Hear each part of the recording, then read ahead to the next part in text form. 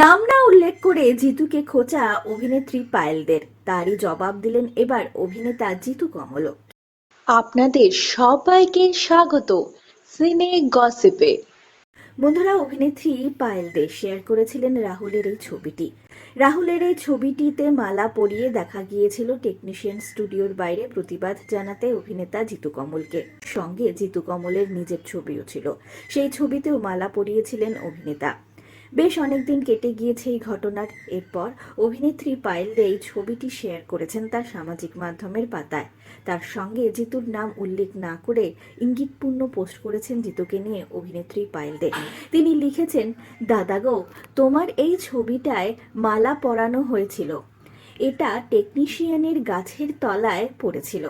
যিশুদা আর ইন্দ্রাশিস সেটা আপাতত ফোরামের অফিসে রেখে দিয়েছে, খুব যত্ন করে রাখা আছে ফোরামের অফিসে। বলছি, উনি কি নিজের ছবির সাথে রাহুলদার ছবিটা নিতে ভুলে গেছেন? না, একটু জানতে ইচ্ছে হলো। আর্টিস্ট ফোরামের একজন কর্মী আর রাহুলদার বোন।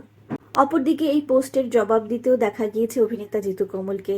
এই পোস্টটিকে রিশেয়ার করে অভিনেতা জিতু কমল লিখেছেন, আমি আমার আর রাহুলদার ছবিটা রেখে এসেছিলাম, কারণ আমি জানি মৃত মানুষের ছবি ফোরামের চোখে আগে পড়ে, আর আমার ছবিটা রেখে এসেছিলাম যাতে আমার কমপ্লেনটার কথাটা আপনাদের মনে থাকে।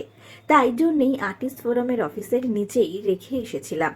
দুদিন পরেও আমি টেকনিশিয়ানে যাই, আমি কিন্তু ছবিটা আর্টিস্ট ফোরামে দেখিনি, ইলেকট্রিক বক্সের ওপরে থাকতে দেখেছি।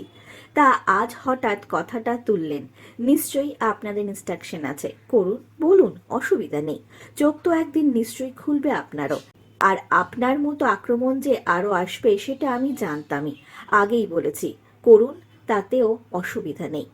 আমি আপনার কাছে মার্জনা চেয়ে নিচ্ছি, আপনি ঠিক, আমার কমপ্লেন দেওয়াটাই ভুল। কখনো কোনো প্রডিউসার কমপ্লেন দিলে দিনের দিনে ডেকে পাঠাবেন ভৎসনা করার জন্য।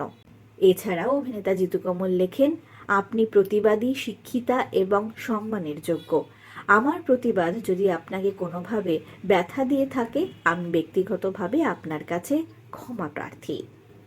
আমরা হলাম সিনে গসিপ।